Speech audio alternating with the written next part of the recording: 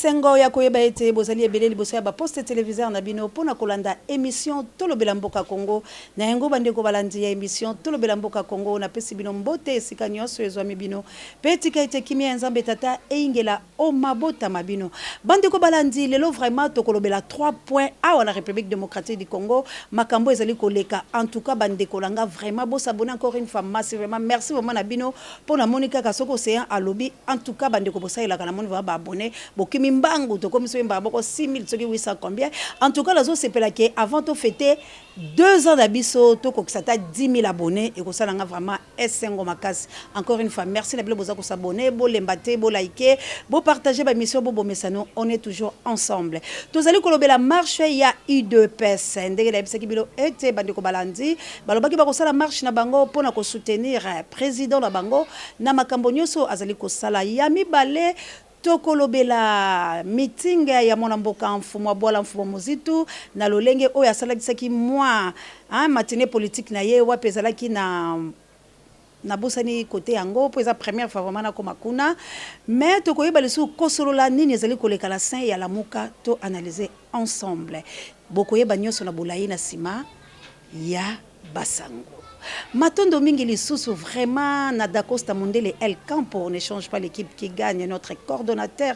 il y a Océan du Congo père réalisateur il y a bémission nanga nyoso ona salaka merci encore une fois na yo vraiment Dacosta Mondele El Campo mona mobola le lanzambe lokola maya komela merci encore une fois la Pape Joy directeur recherche stratégique toujours na retraite pona ko bondela ko luka lolenge ni nzambe atel sabiso ligneni to sala pour la Congo merci na yo sango mokonzi pare bémission banga pasteur Didier Lompenga pourquoi pas mon ami de tous les temps Juno Loswa toko tasiko na marche ya UDPS Dacosta Mondele na sima ya caméra chela bisono na nini malekaki na marche ya UDPS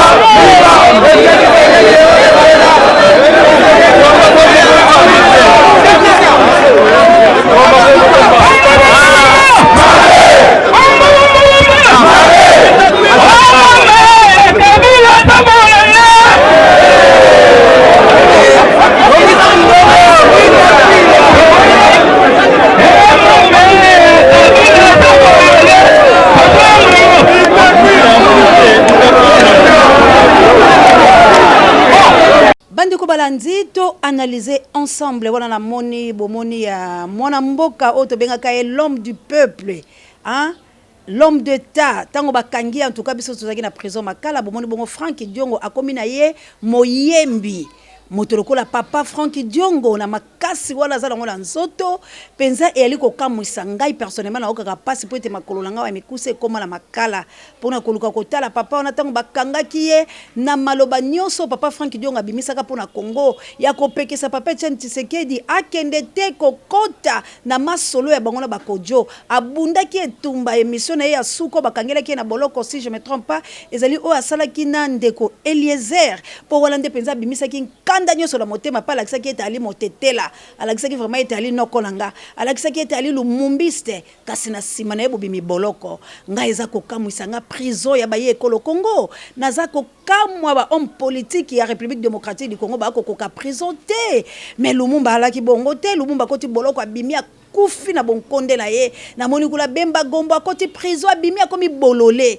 finalement ezali nini na ba politicien congolais botela Frank Diongo animateur Frank Diongo akoloba ete boloba po bakabola Kabila la Félix aussi longtemps Jean Thomas Lokondo na bokutani na kati ya hôpital na bango boyoki ete alobi ete Félix alobi bakoki ko kabwana ye na Kabila te mais siko na ebité papa Frank Diongo ozotia bokonzi na yo wapi bato lokwa ba Frank Diongo bazo mériter prison ya libela la libela pona ko décevoir peuple congolais na bato na yo ya MLP pona nini soni ya boye papa Frank Diongo na qualité na ona ba valeur na yo sengela ki ofana pela ba bureau to ba pesa wote sika moko mais bozo mona te ete Félix azokoka te ki bokonzi oyo Félix akokoka ata eloko moko te boyo siko na sima ya Félix ozalika akobima zoba wali koyembisa bongo po Kabila peso maboko to nini papa na ngai po na nini pe soni ya boye monsieur Frank Diongo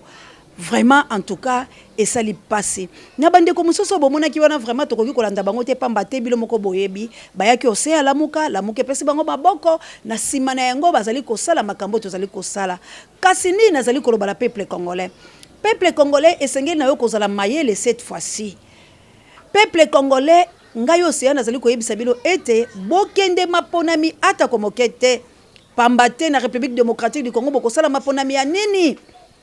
na République démocratique du Congo nini penze ko ekotina bilo bosala mapona mipamba te maye manso oyo bilo bosali epesi bilo aka motuna te mapona mi ya 2006 Bemba accepter l'inacceptable mapona mi ya 2011 balei biso yango na ngubu na gangster na Shinarambo o bino noso boyebi Hippolyte Kanambe alias Joseph Kabila mapona mi ya 2018 mapona mi ya passe ya Césarienne o lelo komi kotambisa biso litengo to kende kokota consultation to kende kokota concertation to kele kokota dialogue alors ngala lobile ba peuple congolais maponami mazali te soki biso to kosala soulèvement populaire te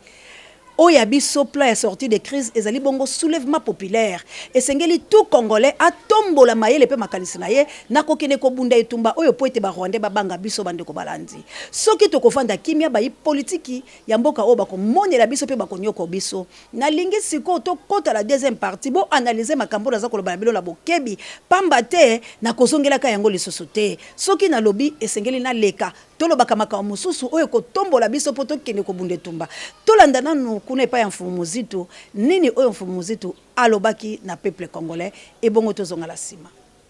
son objectif il ne l'aura pas atteint moins encore l'objectif du peuple qui veut qu'on rentre vers la légitimité et la souveraineté du peuple maintenant l'hypothèse il y a eu ça ils ont dit qu'ils ont réussi à changer la majorité à cause de la majorité je laisse la hypothèse là ils ont dit que cette majorité-là est la volatile. Et dit que la majorité est la volatile et vous allez changer. Le mot il est dans la yoto à IPC Bango Miki Toto à Ibi pour convaincre Bango. Le mot il est dans la zone de la Otaï par raison n'est pas la Otaï qui est la Otaï qui est à Mokoka Bangote. Troisième hypothèse donc à sa majorité plutôt à sa majorité mais à la stabilité. Il y a mis maintenant, il arrive à avoir la majorité, il y a mis à dissoudre l'Assemblée. Ceux qui dissoudre l'Assemblée, l'État a aussi à promettre de la dissoudre l'Assemblée, mais premièrement, la condition de l'aller. Premièrement, il faut que la majorité, la coalition, le Premier ministre qui est celui le patron de la majorité ECC, a contre-cité. Nous sommes en unité à Ouagadougou, décidé pour le voter. Donc, parti est de majorité jusqu'au provisoirement. Ça, c'est la première difficulté. Deuxième difficulté, c'est que ceux qui ont obtenu une signature, il y a 3 jours,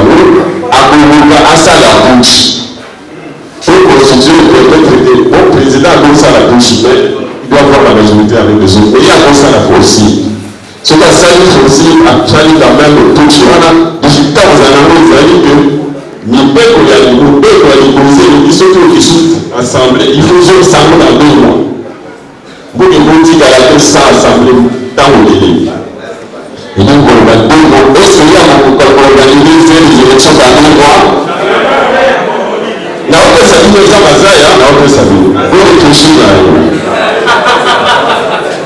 Alors, ceux qui a sali l'élection dans le monde, parce que la contrainte des alliés à budget, contrainte des alliés logistique, contrainte touchée, merci bandeko balandi na banzi ete bolandi na bokebi inso mwana mboka mfumuzitu azalaki pe kotombola ye mongongo komanyola na consultation oyo Félix azali kosala na bandeko baye alobeli tina nini bango bakendaki te alobe kasi ngai nalingi to analyser na likambo oyo bayimboka Congo na tango oyo nayebi te soki toza kobunda tumba ya individualité nayebi te bino boyanolanga po na tango oyo tozomona ete mwana mboka Félix Tshilombo alobi azana bezo ya batu tanga pesa ki lisuku ni alobi azali kobenga ba opposant akuta na bango na bato inso po ete basala force moko boye baye balolenge lili ye pazwa majorité po ete babunde tumba bazala egale yena Kabila po ete baye balolenge ni ya kobunde tumba mais siko na ngambo ya lamuka soki totali malamu toali komona ete etumba ya lamuka siko ekomi ya individualité cela veut dire que moto la moto akoye kosala likambola ye papa Muzito ayandolaki alobi ete bango na mibeko ya bango bayokalaki bazali lisanga kasi pekisi te moto la moto atambola ko sensibiliser to bato na ye to kosala na lolenge na ye bino boyoki likambo wana boni en tout cas mikanda wana soki peuple bayaki kokosa biso na lolenge esenge to boya po biso peuple tolobaki ete bazala lisanga batambola bo moko bazala na liloba moko bazala na etamboli moko mais kasi soki ezali etamboli ya moto la moto akele kosala makambo na ye mais tozala kaka na boyokani ya likambo moko oyo kokutisa biso ngana lobise ke la muka ezali ya kobeba pe la muka ekosa peuple comment bato o bozali kotambola peuple ayebi te lolenge ni bilo bosinya peuple ya suka kaka koloba ete biso nde bato totindaki bilo bosangana mais na makomi na bango ya kosangala peuple ayebi yango te peuple ayebi kati na bosangana bango te bosangana bango ezali ete bayokanaki kaka pona kobengana Kabila kasi lokola Kabila keite moto la moto akoye kozwa oya ye nzela asala likambo na ye sikoyo peuple azali na nani peuple azali kotambola sikoyo na nani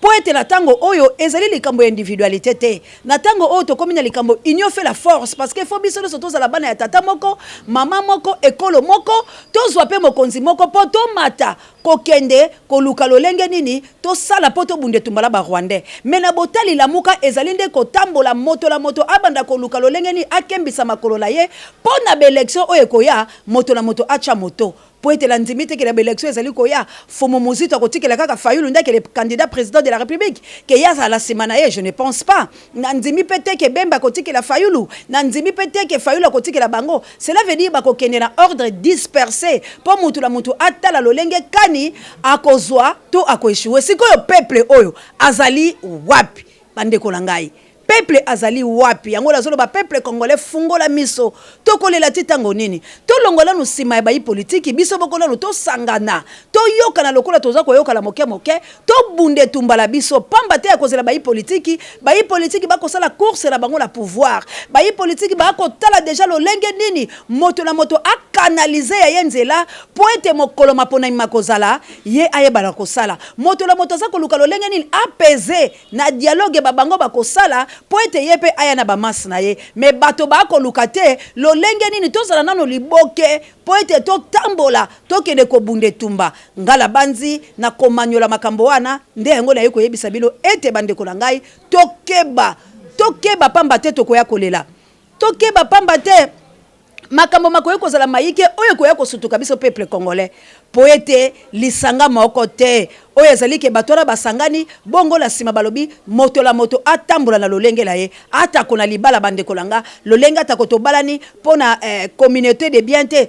tobalani pona séparation de bien atako na bobalani babiso atako tolobi ete libala oyo balobi basala séparation de bien baboyi communauté de bien okomona ete libala wana ekozala pe na boyokani te na kati ya libala ne kozwa bongo hypocrisie oyo bilo bolobaka na lokote ya li français pamba te bokomona ete mobali soka azwi misolo akobana kokile kosombaka ye biloko akobomba la pote mususa yeba te mwasi pe soka azwi la misolo akosomba ye la kobomba la leur mariage wala ekozala su kitoko te yango bandeko ndelo lenge ya mariage oyo lamuka ememieli biso la peuple congolais yango moni tikilo na suka la bango boyokani ezali te pamba te na kati la bango bazali bobele na hypocrisie moninga aliko kene pola moninga kotala intérêt na ye yango moni makama mabebi kasi bongo biso totikala kaka sima ya kolandaka lamuka te tokoyi kosala makambo ya ndenge wana te te yango tozali koloba boye miso oyo biso to milengeleki na mikolo oyo yango ekoyi bandeko bangai bomoni ete tokeleki biso na maponami vérité désir ne bango moko babomi yango bomoni ete tokeleki na makambo kilikili po ete tolanda totombola fomuzi tuke tokena elongo tina suka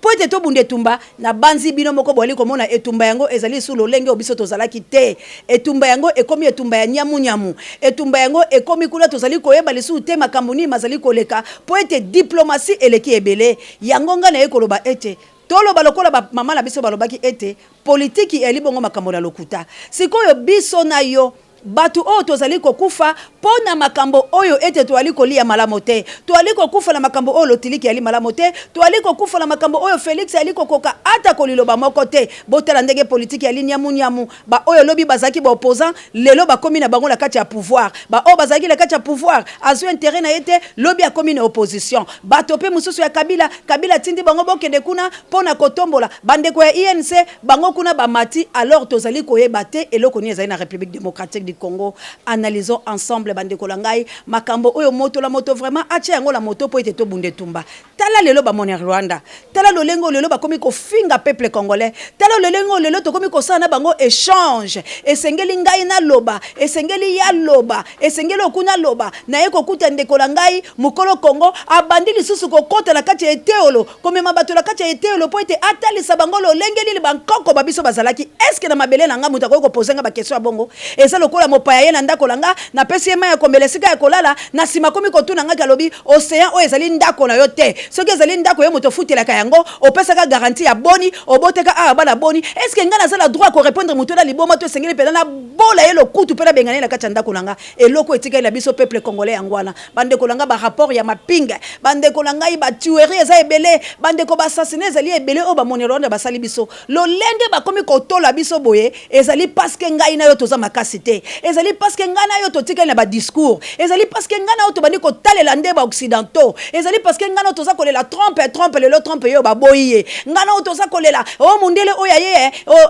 bel soki americo ba che bo bandi ko kele ko lukaka o mona mwasa la zala sima na bango azali congolaise mais congolais yo zaka la ba recherche mu colonie ba ko sa lo recherche tala recherche o motuti mo rwandais akomi ko sa lo lobi ke ekolo yali ya yote yo ba ancêtre lo bazali ba belge ezali soni ndeko langa siko to komi ko linga to répondre bango to ko répondre ndenge nini réponse na biso ezali article 64 réponse na biso ezali ete ngai na auto bunde tumba pola ko benga na bango to tika na ba recherche toza ko sala toza ko bima ba impuissant toza ko bima ba idiot ndenge bango bazo finga biso parce que to lingi to landa pula ni to bunda te eloko nini eko zanga ngai na auto sangisa maboko po ete to bunda batuna ka muninga eloko ni zo zanga po bunde tumba te mais to ko kisa biloko zo zanga biso to promettre ti lelo yo novembre yango la komina nga na suka la tia motono na lisika oyo to komina la novembre bientôt décembre année à libération qui est libéré tolanda kezali année ya ba miracle oyo Félix alobaki ke ya kosala parce que Félix crée des histoires na kati ya République démocratique du Congo Félix azali ka kosala ba action na ye pour Monica Zali Kosakana biso mais pour la libération nous sommes pas libérés alors to kokota 2021 kaka na position oyo litengu oyo kaka na ba même personne kaka na ba Rwandais bazo finga biso le peuple congolais est en train de souffrir hein électricité zalité maille réalité et lo komoko ya malonga te ba salaire réalité te loyalité ba so de moutons na ba so de vaches ce ko biso to kokoba bongo tuna 2021 poto lo ba ete professeur Simo Kimbangu non alors ngai analyse nanga yango la pesi bino vraiment bino pe bo répondre nga bo mesene malobalanga ya suki ezali ete peuple congolais to koyi kolela te ngai na yo to solola na makambo o etali libération ya mboka la biso en tout cas bandeko langa ata na décembre oyo soki to sali moi quelque chose nga océan